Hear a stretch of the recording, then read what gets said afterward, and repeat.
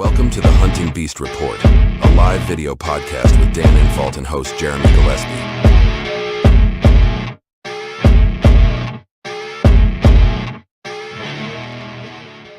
Today's podcast is brought to you by Stealth Outdoors. The off-season's a great time to rehab your gear, so head on over to Stealth Outdoors at www.stealthoutdoors.com to pick up some climbing stick wraps, cam buckle covers, platform cable wraps, or stealth strip rolls for all of your miscellaneous silencing needs.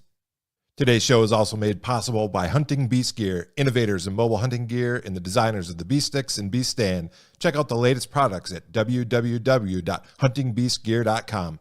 And now, on to the podcast. All right, we're live. Been MIA for a while, and I think Ashley has been too. So, Ashley, how you doing? I've been pretty good. How about y'all? Good. And by what is probably the first ever in Hunting Beast live history, we can hear Ashley right off the bat, so that's amazing. Right? I was just thinking that. Yeah. And Dan, how are you doing? Doing good. Good. I think it was last week. I'm all lost, Dan. We were just talking about it before we got online. Hunting, that it's easy to lose track of time and what's going on with work and stuff. So going to try to get back in the groove here, shake the rust off a little bit. But Josh filled in last week, so thanks to Josh for doing that. And there's a chance we're going to be seeing more of Josh in the future, but we'll talk about that in a little bit. So before we get into that, a couple things real quick since we haven't been on in a while, or I haven't been. Lathrop & Sons giveaway is still going on. So for this month, they're giving away one pair of non-typical boot insoles. We'll do that tonight, and a $50 gift card towards the purchase of a pair of Lathrop & Sons boots. So we're going to do that a little later on. Ashley will assist with that. And we also have a new Beast member, Ronald Newswanger. So Ronald, thanks for joining. Appreciate that. Thanks, Ron.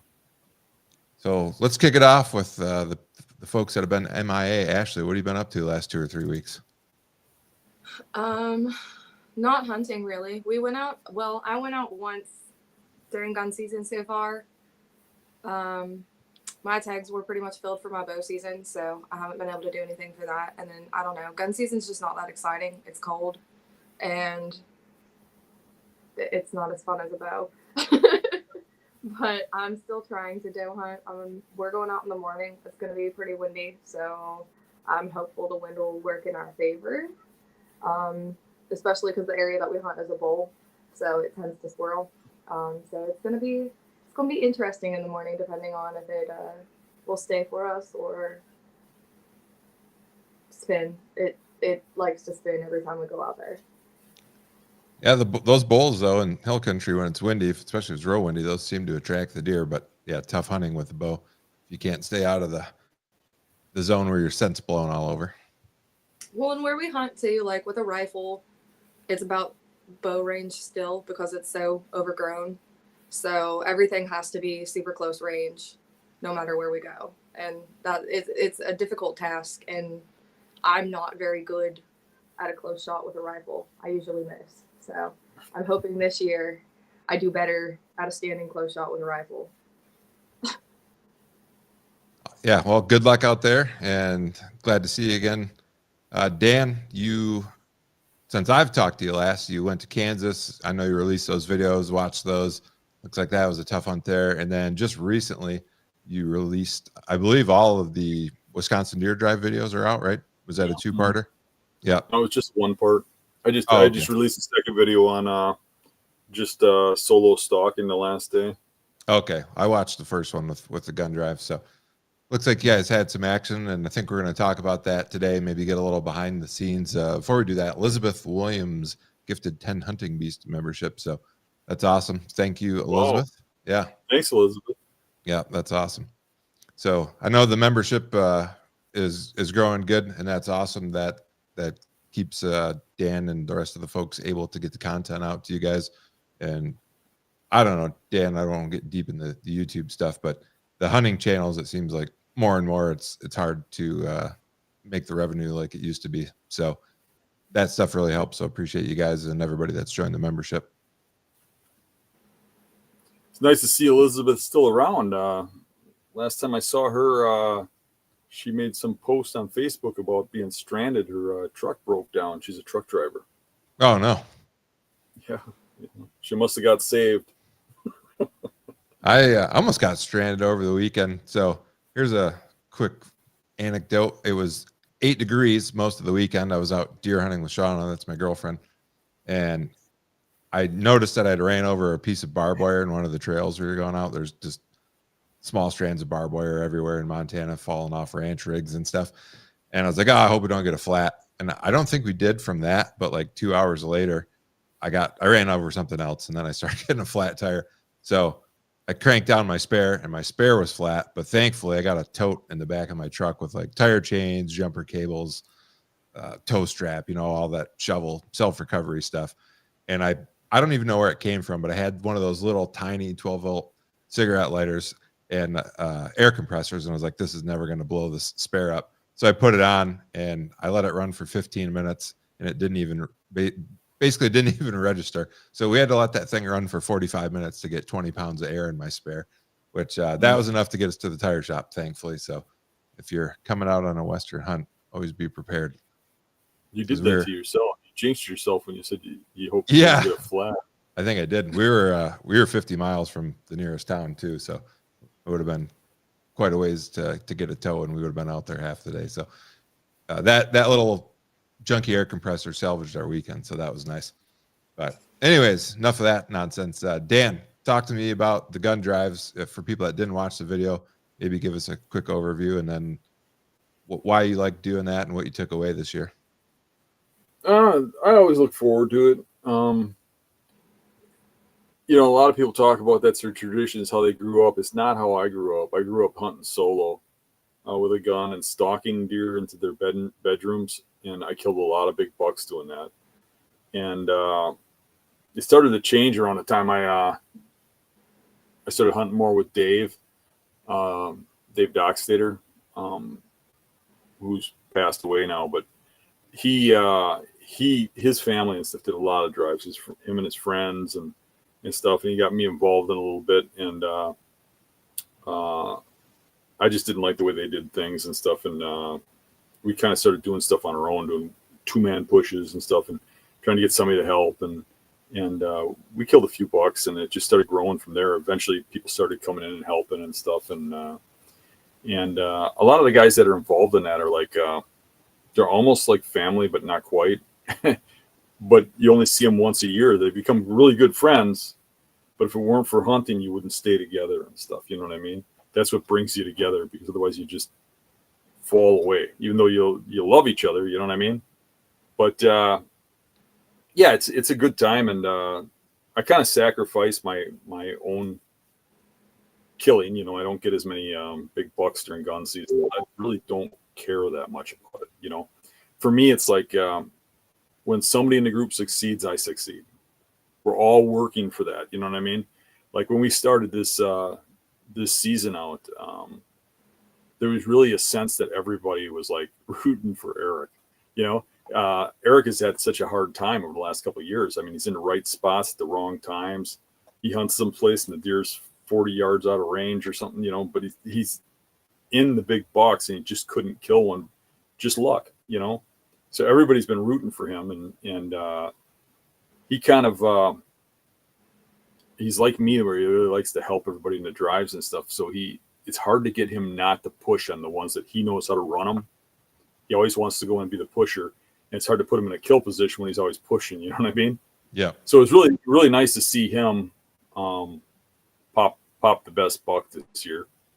But yeah, it was a fun time. We had a lot of action. I've got this good group, and I don't see that with other groups. You go hunt with somebody else and stuff. When you put 10 men together, you got a bunch of whiny brats that are everybody wants to run it, or you know what I mean? Yeah. And we just have real good camaraderie with the people we have. Usually if we will let somebody come along, usually if they're decent people, we don't think we're gonna have arguing problems or anything. This year we will let Savannah from Savannah Outdoors come. She had won a bow hunt with me on a podcast to do Battle of the Bows in the Hills. I think that was a couple of years ago, And she saw some bucks, didn't get a shot. And she got a hold of me recently, and she said, hey, I haven't talked to you in a while, but really loved that bow hunt and stuff, and I kind of missed that. And any way I could come along again. I said, how would you like to do gun drives? Right. And she said, I'll be there. Jumped in a jet and flew out here. And the airport lost her guns. Oh, geez. Yeah, so she was late. She flew in on time. They said they didn't have her guns when she got there. They flew the guns out to New York or something. And they said they'd have the guns back at 11, so they teased her into waiting up. And, and all the way from out here, driving back to the airport's, an hour and a half. So she goes down there to get the guns at 11, and they never show up. So by 12 or so, they say, well, no, we're not going to have them until 9 in the morning now. Then she drives all the way back. So then she didn't make the opening drive, the second drive, or the third drive, and the fourth drive. She finally had gotten her guns and come back, with hardly any sleep, ran right out in the woods, did drives with us. I mean, she looks like kind of girly, but she's a harder worker than most of the men. I was pretty impressed by how hard she hunted. So it was really fun having her along, especially watching all the young guys that are with us Googling at her. But, we also had a guy from work, Brendan, that works with me, who's never hunted before, and became curious about it, was asking me a lot of questions. He's an apprentice, and was asking me, about the ethics of killing deer and why and stuff, and talking to me about wanting to experience it. And finally he said, I said, why don't you just come along? And this has been like a year in the making. He finally got to come along. It's kind of funny. He has a AK-47 that he used for his hunting, but he put a sight on the back of it. He took it to the range. He made sure he was, he had patterns like this at 100 yards, and he's real confident with the gun, and that's all that really matters. And his first day ever hunting, he shot a nice 9-point buck. So that was kind of cool. Yeah, that was awesome to see. Was that Savannah's first buck too? No, it was not. I think it was her third or fourth buck. It was her second rack buck, but it was her biggest buck. Okay. It's kind of funny because she thought she was shooting at a doe, but she wanted a deer, so she wasn't real careful. Like usually in the drives, we're real careful. We're looking to see if it has spikes or horns or, she wanted to get the deer. So she wasn't as careful as us. And those horns blended with those cattails really well. As a matter of fact, my son James was really looking forward to buck hunting during muzzleloader season, and ended up shooting a spike on one of the drives and had to put his buck tag on it. And that happens. So anywho, she was tickled pink to find out it was a buck when she got to it. Yeah, looks like I watched most of that video. It looked like some of those recoveries in the cattails could be tough too if the deer goes down right where you shoot it. Mm-hmm. I mean, if for people that haven't watched it, some of the cattails you guys were hunting 7, 8, 9 foot tall, and I was pretty impressed that you guys were able to recover all the deer that you shot too. Yeah. We did. There was a couple misses. I missed one, and Savannah missed one. But we made sure there's no blood and stuff. And usually we don't. Usually nothing gets through us. But the one that both of those deer were on a drive that was really big, and there's pretty big gaps. Usually we have them surrounded pretty well, and if a deer comes out and we want it, we're going to get it. Nice. What for people that haven't done gun drives, give me a couple. What are your best tips to have a successful drive? I mean, it's getting late in the year now, but what have you learned over the last couple of years since you've been the manager, the pilot, whatever you want to say of these drives? How do you position people? How helpful is it to know the area? Like, what could people do to increase their odds? The one thing that's made me really successful is knowing the areas and where the deer bed.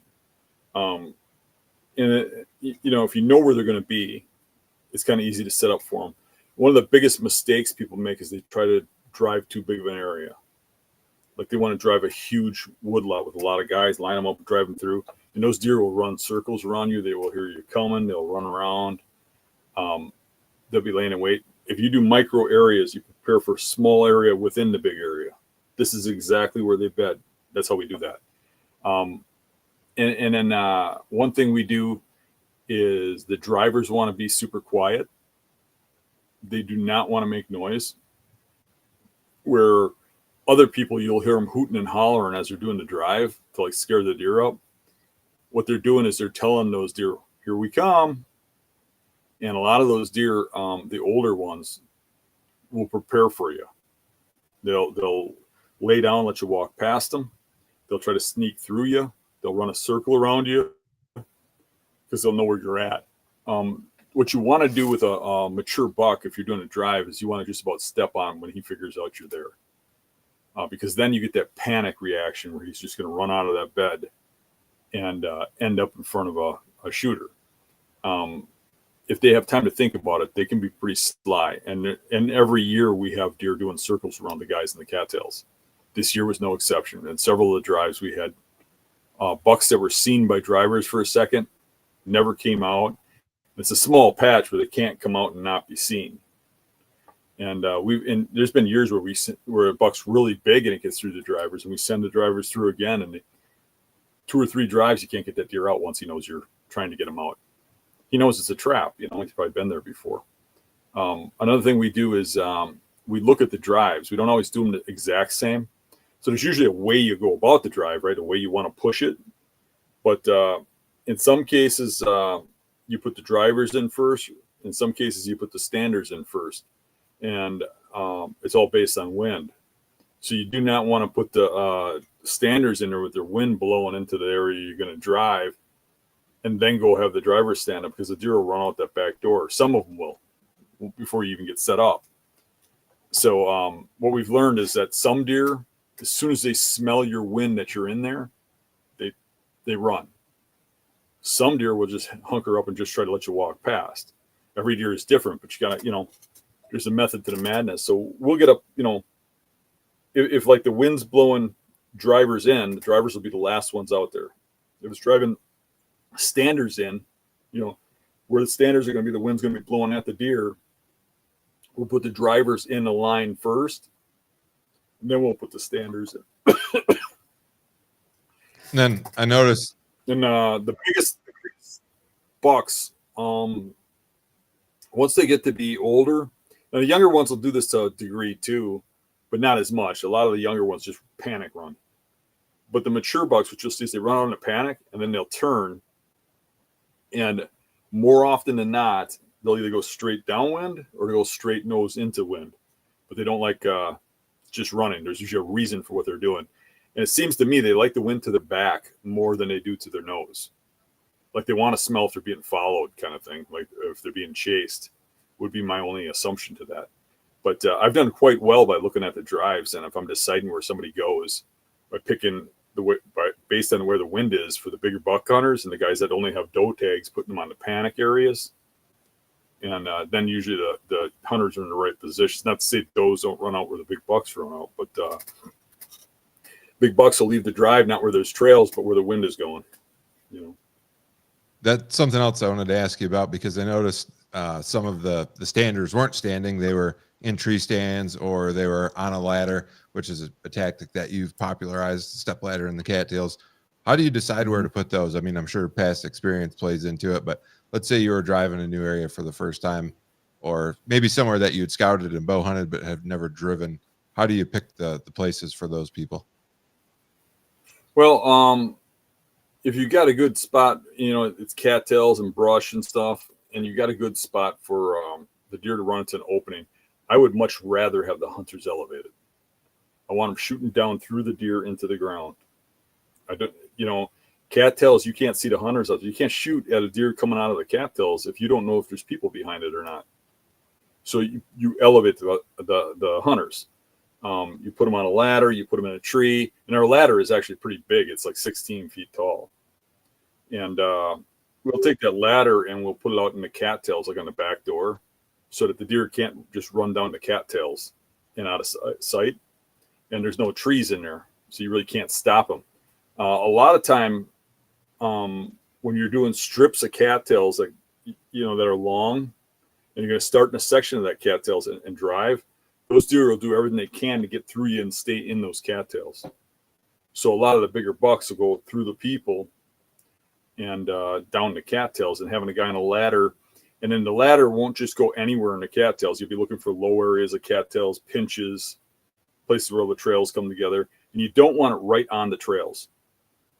Because if it's right on the trails and you're in open cattails, that deer will be running on that trail. And as soon as you see it, it sees you sticking up over the cattails like a sore thumb, and it spins off and back into the cattails, and you can't get a shot.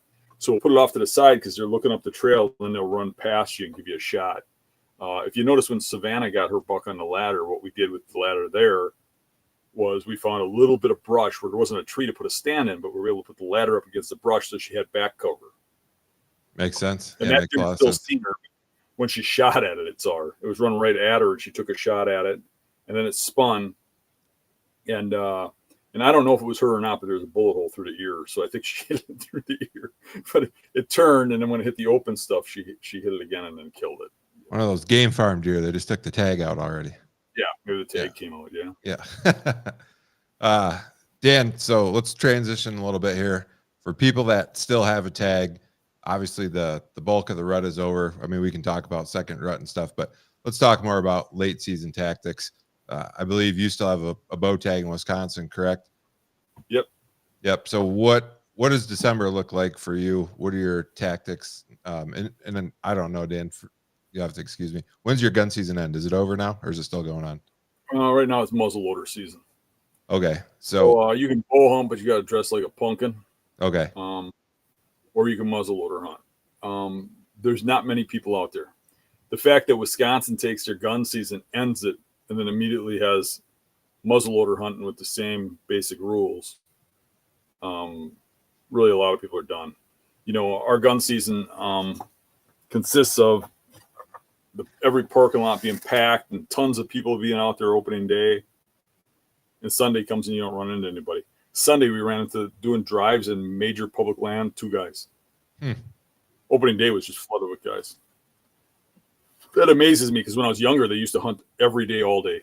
The schools just shut down for the week, and it's not like that anymore. But it picks back up around Thanksgiving. And Thanksgiving, Friday, Saturday, and Sunday in my area gets a lot of pressure, a lot more pressure than opening weekend. And these deer get really pressured and they get hard to find. And anywhere you walk that isn't too hard to get to has boot prints in it. So these deer are really hiding. They're really in those overlooked spots. So you either got to get really deep out into those cats, you got to get out into the dogwood, and even the dogwood. If it's dry enough to walk in, you're finding tracks everywhere. But I am able to find a few little niches that people are missing, and it seems like the deer are just congregated in there. And those spots are where I'm going to try and bow hunt a little bit, and they're going to change a little bit. When the pressure starts to go away, those deer are going to kind of filter to wherever there's food. When it starts getting cold, like it is now already, these deer are going to shift to a bed food pattern. And it's going to be wherever the masses of food are. Food is going to start getting limited to browse and stuff because all the green leaves are falling down. All the green plants are turning brown. There's not much to eat. So the spots where there's a good food source are going to get pounded. Deer are going to congregate there. And if nobody puts pressure on them, which they usually don't, late season just doesn't have very many people out there. Those deer will stay like that until somebody gets in there and bumps them. One of the best things you can do is sit back from a distance when you kind of locate one of those spots and watch it. Don't just run in there and hunt it, because you're going to see these deer go through there, and there's going to be so many eyes that if you go in there the first time, you're just going to blow it, and then it's over. Then try to kill one of them. You know what I mean? Yeah. But if you watch it first, see what happens, and you plan, okay, I can get to there, I can do this, I can do that. You start to find out too that those deer rise up in positions. You're like, oh, I didn't even think there'd be deer right there. If I would have went to that tree, I'd have kicked them. You know what I mean? So you sit back, spotting scope, binoculars, whatever you need, and you watch it first. My best success in late season has come when there's snow. If you wait for there to be a snow, and you let the snow be around a day or two, and then you kind of go look at the tracks. And the deer are going to be moving very short distances, bed to food. They're going to be conserving heat and energy and food.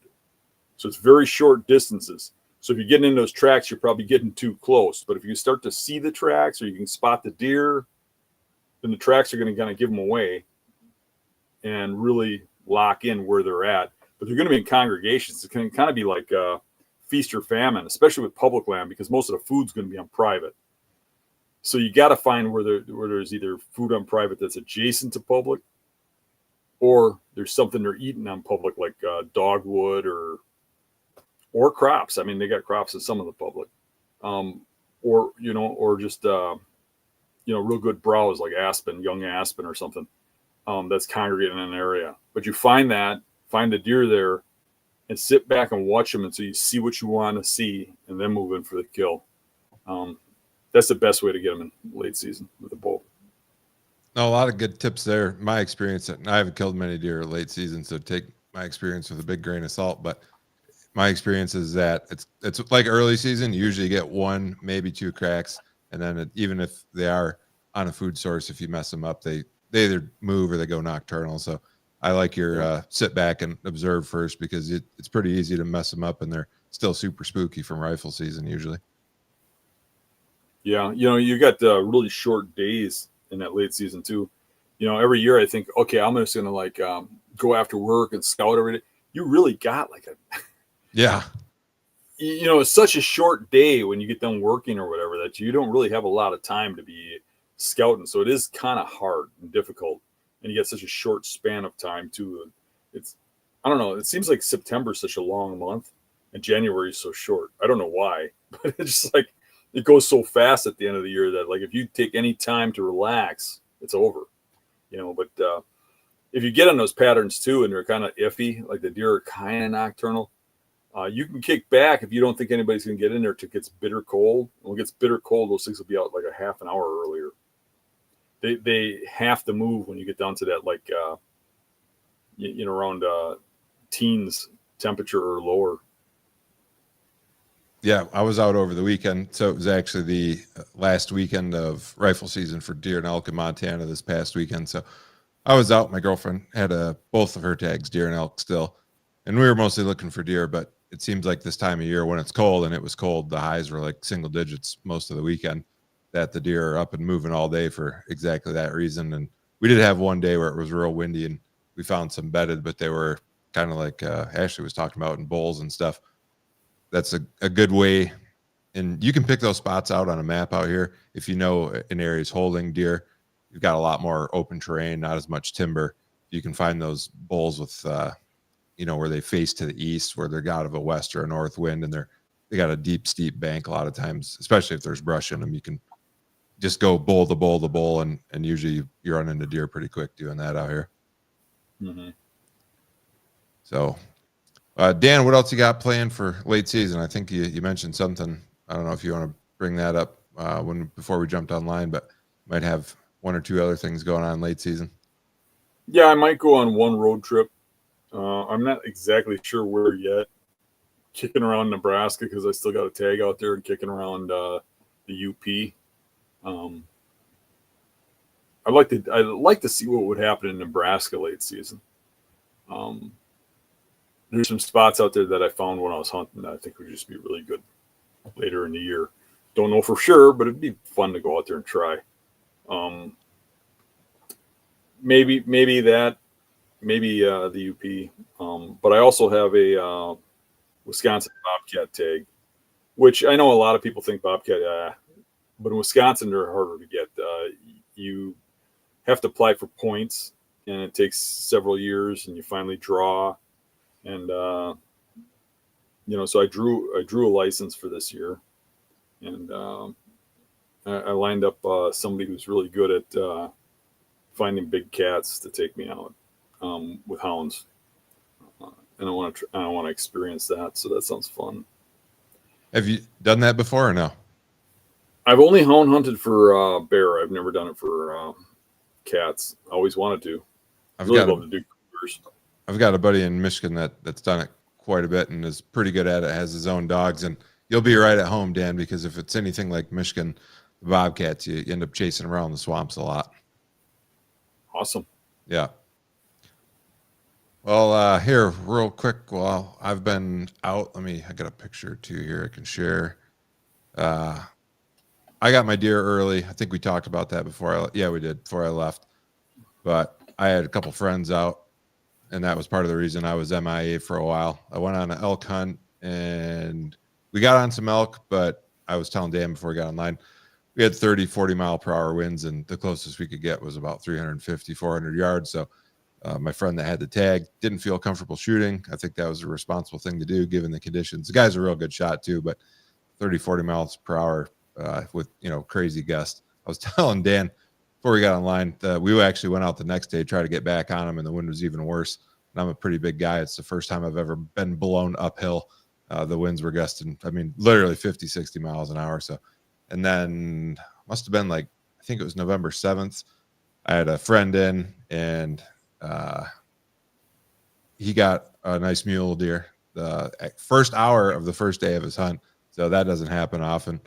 We just happened to run into the right spot. We saw this buck dog and a couple does. And if you can see that, the pine trees behind us there, they were heading across an opening into the timber, and he was able to get a shot on them right before they got in there. So pretty lucky deal there. So he was real excited about that. That's his biggest mule deer, buddy from Michigan. So I think he shot 3 now. So he's had good luck since I've been out here. And then Nice. This is my neighbor growing up. He came out a week later, and boy, we hunted hard for this deer.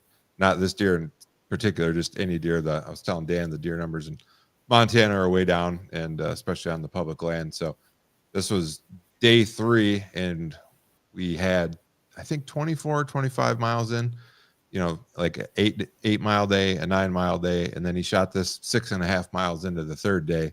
And then we had a 3.9 mile pack out. So not the biggest mule deer in Montana, but we earned that one. And the rifle there in the front, I was telling Dan too, that was his dad's rifle, who kind of passed away somewhat unexpectedly. So he brought that out, and that was a rifle he had bought to take on his first Western hunt and never made it. So kind of bittersweet. I'm not going to lie, I got a little emotional when that happened. So, because Dennis was his dad.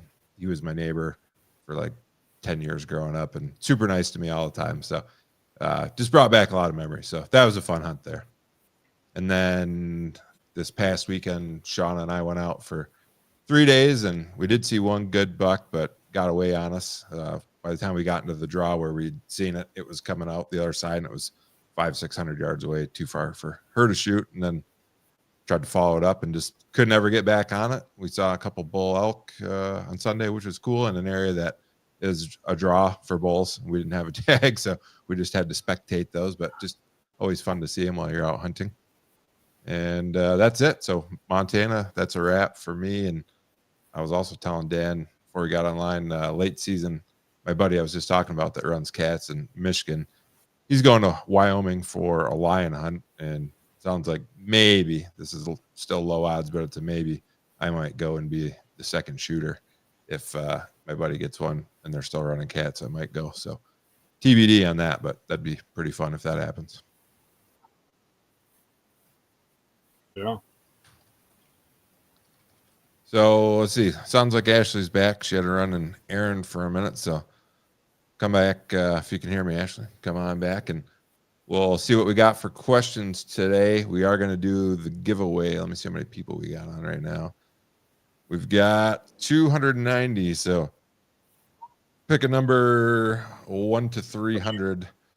And I'm going to send Ashley the number. And whoever's the first to guess, if we don't have an exact guess by the hour, which is 26 minutes from now, we'll pick the closest one without going over. One guess per person only, please. And that, again, that's for the Lathrop & Sons insoles and a $50 gift card towards a purchase of Lathrop & Sons boots. If you guys haven't already done it, You can go on. There's a link in the video description to Lathrop and Sons. If you want a chance to win the boots, the grand prize, you do have to sign up for their email list, and that's at the link in the video description. So do that, and then Ashley, if you want, I'll start watching the numbers. You can scroll for some questions and go ahead and ask questions, and I'll keep an eye on the numbers here. Joe Addis said, Dan, what gun model in ammo are you using in your deer drives? I think it's 65 grain, and it's I think they're Hornadies. They're ballistic tips. They've had really good expansion for us. You got to have really good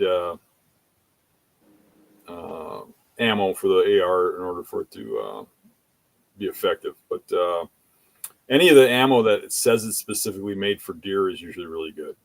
If you go to like your Fleet Farm or wherever you go to get your ammo, I like the heavier bullets, but they get a little lighter because of the because they put a plastic insert in there for the expansion, you know.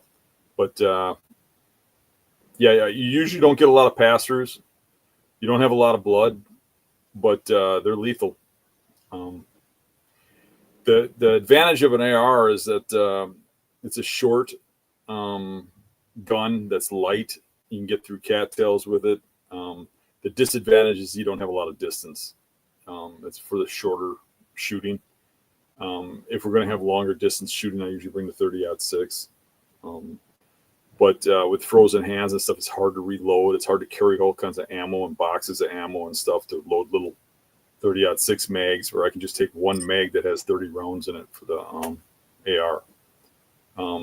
And I just today, just by happenstance, somebody told me that they won an AR-10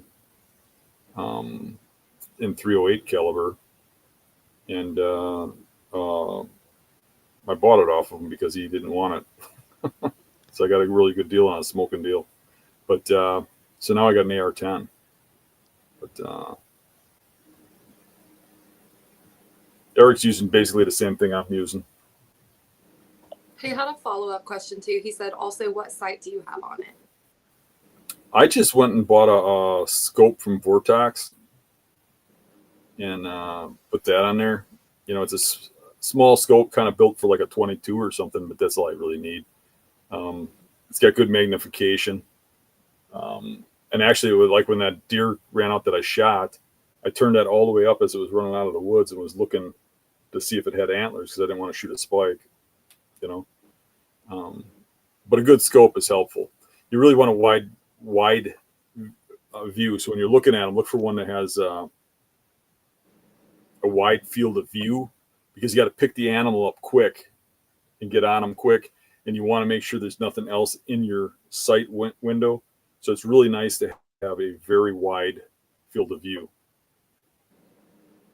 Yeah, for a gun like that, if you are going to have a scope, 2 or 3 power on the low end for sure.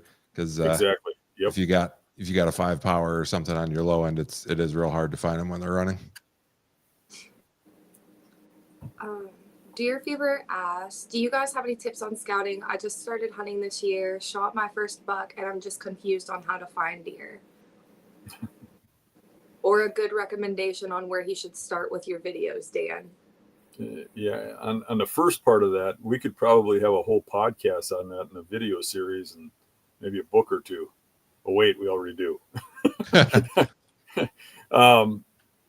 Yeah, it's a lot. I mean, I couldn't tell you what to do in one show, you know. If you were going to start in a video series to learn how to scout the way we do and get onto deer, I would look at the terrain you're hunting. If you're hunting swamps or marshes, I'd look at the swamp DVD. If you're hunting hills, I'd look at the hill DVD. If you're hunting big woods, I'd look at the big woods one. All those DVDs can be purchased from my website, or if you're a member of the the YouTube channel, if you're a paid member, they're free in the members channel.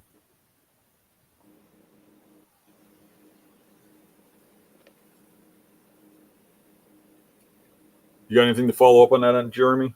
Any tips for him? I'd say get out there and get your hands dirty. Dan gave a lot of great advice as far as instructional content.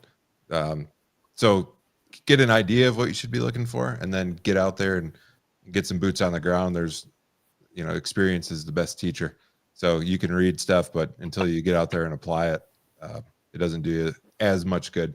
I mean, certainly the instructional stuff is a good foundation, but you need the time in the woods. And Dan, actually, it's not too far away. Do you plan on doing any workshops? Because when I was a newer forum member, I think I joined in 13, and then in like 2015, I went to one of your workshops when these tactics were still pretty new to me, and that helped put a lot of the pieces of the puzzle to me. I was close on a lot of stuff, but seeing you walk through the woods, point stuff out, seeing where some of these beds actually were, really kind of coalesced a lot of the information for me. So if you're newer and you have the time and Dan's going to do the workshops, highly recommend those as well.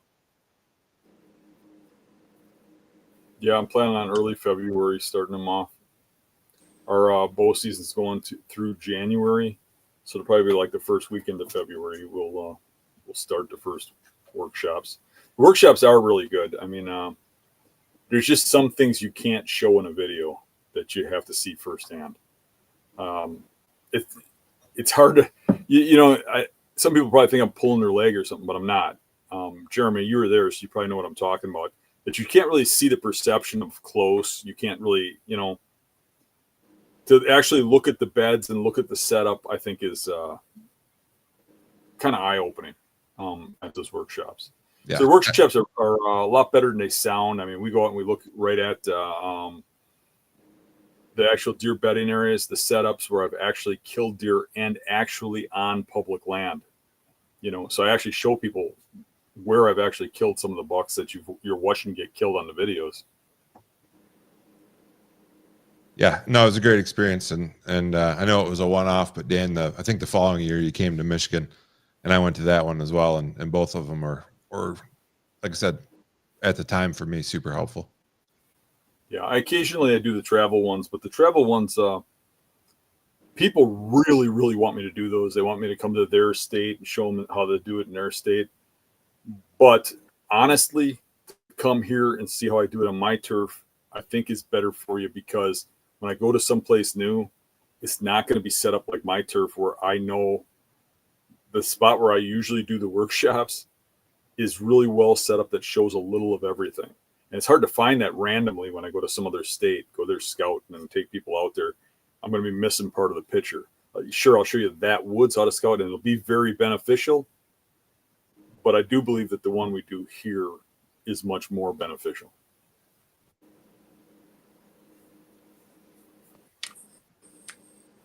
All right. Brian asked, Dan, how many target bucks are you still after this late in the season? Also, when it's cold like this, are you hunting more around food sources?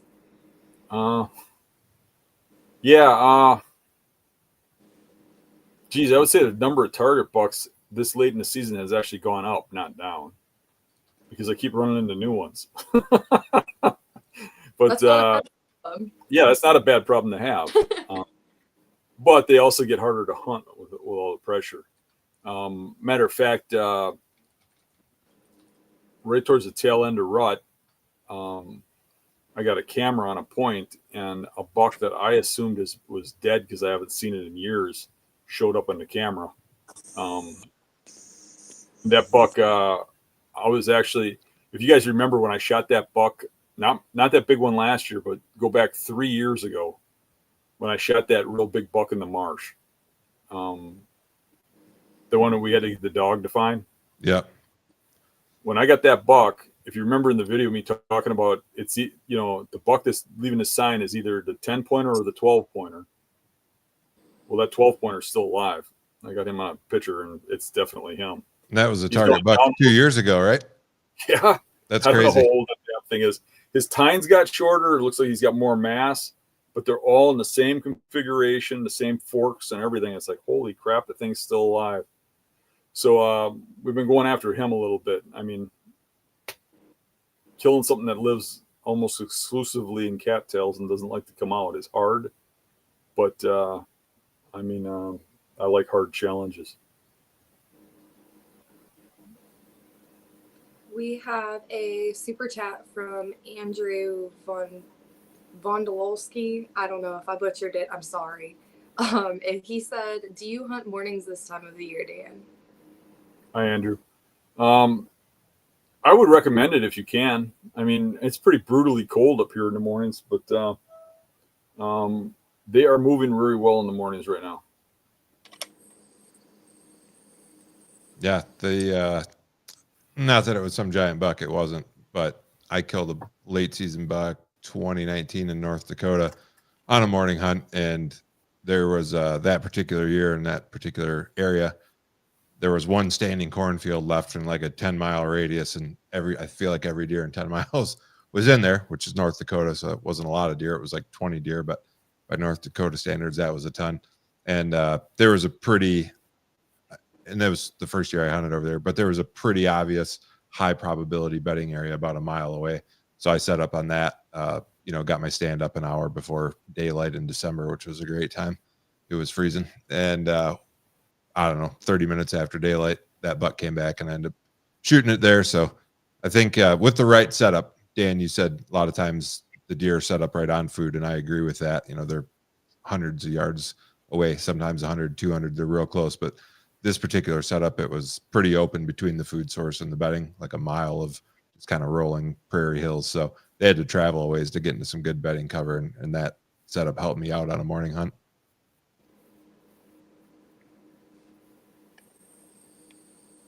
Chris Moe said, "Dan, do you see the deer vacate the marsh when it freezes? After Wednesday, I noticed a big drop in number of deer seen." Yeah, they do. They don't like walking on the ice. There will be some deer that'll stay in there all year, but a lot of them will leave. A lot of them will leave and migrate to private land and stuff. A lot of times when we go into marshes in the spring and we scout the bedding areas, I mean, there'll be snow and you ain't cutting a track, but you still see where the beds are. Sometimes you are cutting tracks. I mean, it depends on the marsh, depends on the cover, depends on the ice, depends on a lot of things. It depends on the deer. Depends on if they have any place to go if they leave the marsh, right? But they do not like walking on ice. He is correct that they do kind of migrate out of a lot of the marshes. Not always, but the majority of them, I think they do, yeah.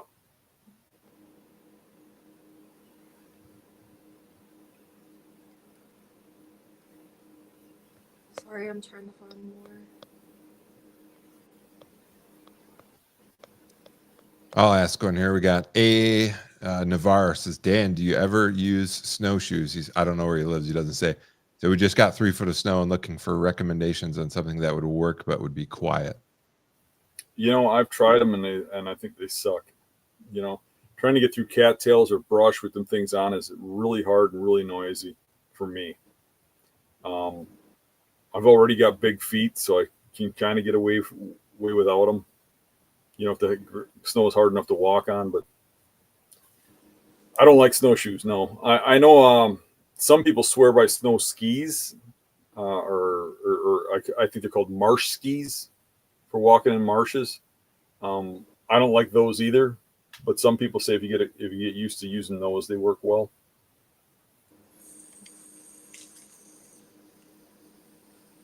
I just try to use the deer trails and just try to push through the best I can and as quiet as I can.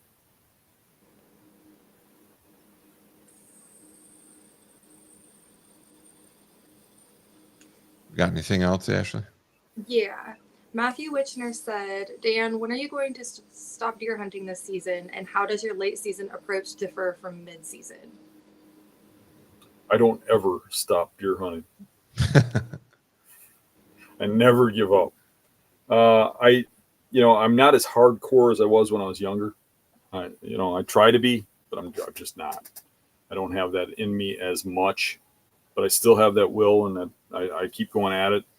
And I'm actually, it feels a little weird.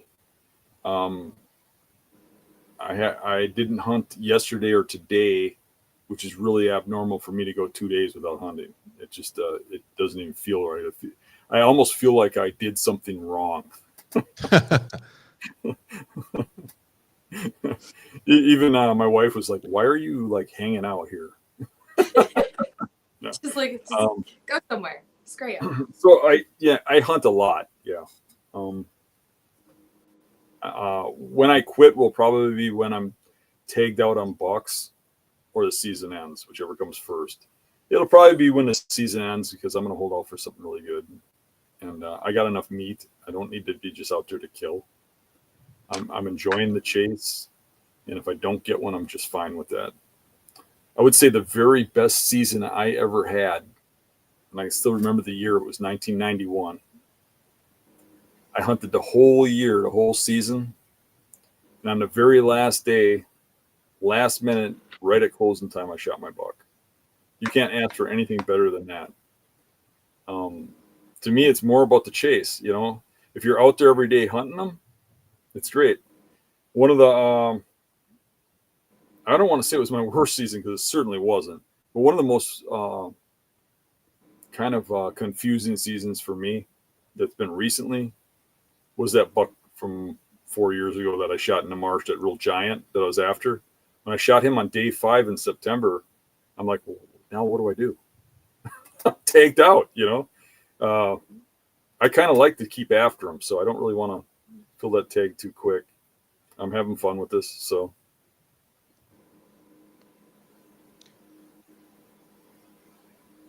Uh-oh, let me refresh. It says our live streaming YouTube thing went down. I think it's still going. Yeah, looks like it's still going. Just page got messed up for a second. Yeah, it just got messed up for a minute. The page timed out or something. It's done that once before. Dan, while actually sorting. Let me see if the guy's still out there looking at us. Yeah, still people in there. For another question, I see some people. Let's mention real quick. We talked about Josh filled in, and we might be seeing more of Josh. So I just want to get it out there publicly. At the end of the year, I'm going to be stepping away as the host. This was my decision. I let Dan know a couple months ago because I wanted to give Dan plenty of heads up to get somebody else in here. And there's no rift or bad blood between me and Dan or anything like that. It's just for people that don't know, I had a podcast prior to hosting for Dan that I started back in, I don't know, 2019 or 2020. And just, I feel like my podcasting career has run its course and I'm ready to do something else. So I want to thank Dan for the opportunity to host. It's been, I don't know, year and a quarter, year and a half, something like that. And I feel like we put out a lot of good shows. And I think it'll be obviously a smooth and easy transition. Josh hosted for quite a while and he's coming back. And you guys have real good chemistry too. I think a lot of people are excited last week to see Josh back. So that's the story on that. So what did we figure out, Dan? December 31st, I think, is a Tuesday. New Year's Eve will be my last show. And then December 7th, Josh will be back. And Dan, I did let you know if you or Josh are busy in the meantime, or sorry, once Josh takes back over, I'd be glad to fill in as needed, here or there. Just don't want to do it full time anymore. So that's that. Yeah, appreciate that and appreciate everything you've done. We got to have you on there here and there so people can keep up with what's happening with you. Yeah, no, it's been fun, and the Beast audience is awesome. Like I said, I've been a long time forum member. I've been on the forum for 11 years now. Oh, a ton. Probably 95% of the success I've had. I mean, I've been out there doing the work, but to the knowledge and tactics that I learned from Dan and the Hunting Beast and all the great hunters that have been on there are still on there. There's a lot of those guys hanging around still. So, a huge debt to the Hunting Beast for sure. And I was glad to help out for the last year and however long it's been. So thanks again for the opportunity, Dan. Yeah, I really appreciate it. Appreciate all you've done. All righty. How much time do we have for some more questions? Let's do 2 or 3 more, and then we'll announce the winner of the giveaway, and okay. we'll wrap it up after that. Alrighty. Tony Thorson is wondering what deer expos is the Hunting Beast crew going to in 2025? Oh, geez, I don't know. It's a little early for that. I know a lot of people are asking me. I mean, I've been getting calls from all the different shows asking me to go to them. I think public land stuff's getting popular. I'm sure we'll show up somewhere. I don't know where. I really like doing the Dells one, so I think I'll be doing the Dells one in Wisconsin. That just seems to be like the best show. I mean, it's best crowd, the best people, the best customers seem to come to that one. I really like that one, so I'll probably be there. But other than that, I'm not sure.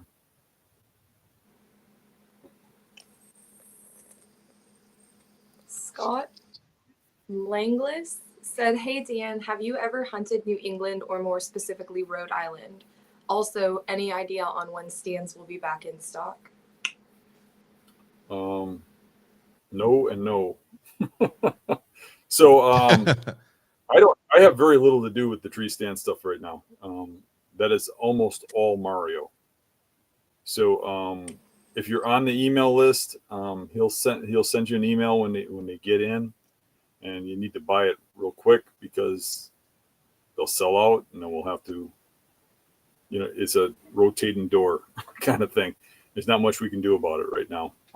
So be on that email list, and usually if you want one and you have the money set aside, and when the email comes out, you buy it, you'll get one.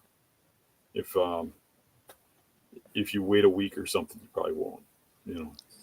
And if you're not dying to have a brand new one, and you're not a member of the Facebook Hunting Beast forum members, I'd recommend jumping on there, because this is the time of year, with the season winding down, that a lot of gear goes up for sale to raise money for Christmas and to buy new gadgets and stuff. So pay for mounts. Yeah, exactly. All sorts of stuff. I'll just buy another stand at the end of the year. People do that. It's unbelievable what they do. Yeah. So if, like I said, if you're not dying to have a brand new one, I'd highly recommend getting on there. Floating around for sale. I think I saw a couple. As far as New England and stuff, I have not been out east at all hunting. Pennsylvania is the farthest east I've been. I would like to get out to the East Coast, do a little deer hunting. I'd like to experience that, but have not so far. All right, probably the last question. Wooly 2012 said, "Do you notice beavers hurt deer activities in swamps? My area is overrun with beavers this year."